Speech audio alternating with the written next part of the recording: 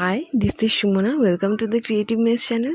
এই ভিডিওটিতে আমি বলতে চলেছি different types of cell signalling. So let's start. প্রথমে আমাদের কিছু বেসিক টার্মস জেনে নিতে হবে এই টপিকে ঢোকার আগে। এখানে দু ধরনের সেল দেখা যায়। প্রথম হলো সেন্ডিং সেল, দ্বিতীয় হলো টার্গেট সেল।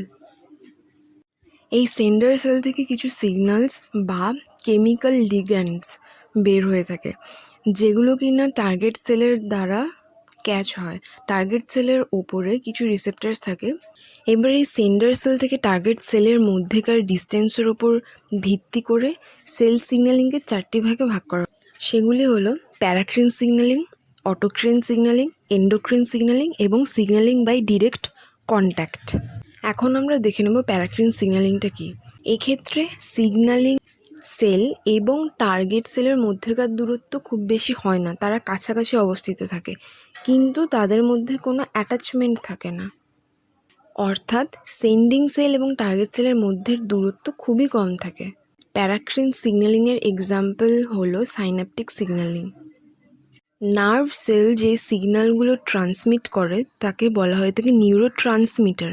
তারপর সেই ফ্রি লিগ্যান্ডগুলোকে আর একটা নিউরনের ওপর অবস্থিত রিসেপ্টরগুলো ক্যাচ করে নেয়।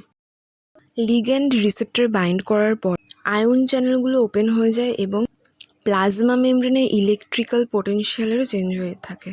এরপরে আমরা দেখে নেব হোয়াট ইজ অটোক্রিন সিগন্যালিং। অটোক্রিন সিগন্যালিংয়ের ক্ষেত্রে সেন্ডার সেল এবং টার্গেট সেল সেম হয়ে থাকে, অর্থাৎ সেন্ডার সেল থেকে নির্গত হওয়া সিগন্যালগুলো বাইরে বেরিয়ে এসে ওই সেলে উপস্থিত রিসেপ্টর দ্বারা ক্যাচ হয়। এই ধরনের সিগন্যালিং ক্যান্সার সেলে দেখা যায় এবং ব্যাকটেরিয়াল কোয়ারাম সেন্সিংয়েও দেখা গিয়ে থাকে। নেক্সট হলো এন্ডোক্রিন সিগন্যালিং। এই ক্ষেত্রে সেন্ডার সেল এবং টার্গেট সেলের মধ্যেকার দূরত্ব অনেক বেশি হয় এবং সেন্ডার সেল থেকে সিগন্যালগুলো বেরিয়ে ব্লাড স্ট্রিমে মেশে এবং ব্লাড স্ট্রিমের মাধ্যমে ফ্লো হয়ে গিয়ে তারা টার্গেট সেল পর্যন্ত পৌঁছায়। এন্ডোক্রিন সিগন্যালিংয়ের উদাহরণ হলো হরমোন। এর পরের সিগন্যালিং প্যাথওয়েটা হলো signalling through cell cell contact. এই লাইনটা পড়েই বোঝা যাচ্ছে যে সেন্ডার সেল এবং টার্গেট সেলের মধ্যে কোনো রকম গ্যাপ থাকবে না, তাদের মধ্যে ডিরেক্ট ফিজিক্যাল কন্ট্যাক্ট থাকবে। এই ধরনের সিগন্যালিং প্যাথওয়েকে জাক্সটাক্রিন সিগন্যালিং প্যাথওয়েও বলা হয়ে থাকে।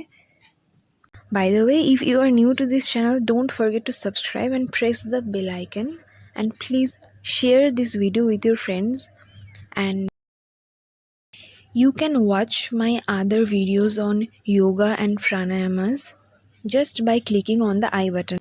And if you want to connect with me, then go and follow me on Instagram, Facebook and Twitter. All links are in description. Thank you so much.